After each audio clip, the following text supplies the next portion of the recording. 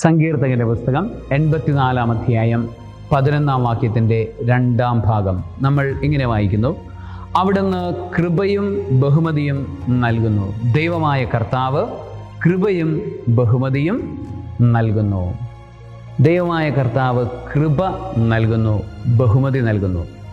എന്തെങ്കിലുമൊക്കെ നമ്മൾ ചെയ്തു കഴിയുമ്പോഴാണ്, അല്ലെങ്കിൽ എന്തെങ്കിലുമൊക്കെ നമ്മൾ ആയിത്തീരുമ്പോഴാണ് നമുക്ക് ബഹുമതിയിലേക്ക് നമ്മൾ ഉയരുന്നത്. നമ്മളുടെ ജീവിതത്തിൽ നമ്മൾ നന്മകൾ ചെയ്ത് നന്മയായ കാര്യങ്ങൾ, ഒരുപക്ഷെ അത് അധ്വാനത്തിൻ്റെ മേഖലയിലാവാം, അതല്ലെങ്കിൽ നമ്മളുടെ സ്നേഹത്തിൻ്റെ മേഖലയിലാകാം, അങ്ങനെ പല മേഖലകൾ, ശുശ്രൂഷകളുടെ മേഖലയിലാകാം, അങ്ങനെ പല മേഖലകളിൽ നമ്മൾ നന്മ ചെയ്ത് കഴിയുമ്പോഴാണ് നമ്മൾ ബഹുമാനിക്കപ്പെടുന്നവരായി മാറുന്നത്.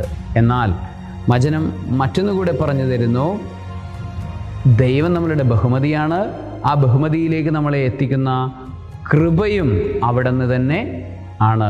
ഞാൻ വഴിയും സത്യവും ജീവനുമാണ് എന്ന് ഈശോ പറയുന്നത് പോലെ തന്നെയാണ് സങ്കീർത്തകൻ നമ്മളെ ഇപ്പോൾ ഓർമ്മപ്പെടുത്തുന്നത്. അവിടുന്ന് എൻ്റെ കൃപയാണ്, കൃപയുടെ വഴി. നമ്മൾ നടക്കുന്ന വഴിയിൽ, നമ്മളുടെ പ്രവൃത്തികളിൽ നമ്മളെ മുന്നോട്ട് നയിക്കുന്ന ഊർജമായി, കൃപയായി അവിടുന്ന് നമ്മളിൽ നിറയുന്നു.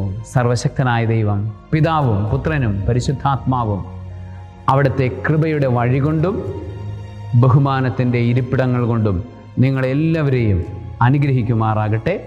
ആമേൻ.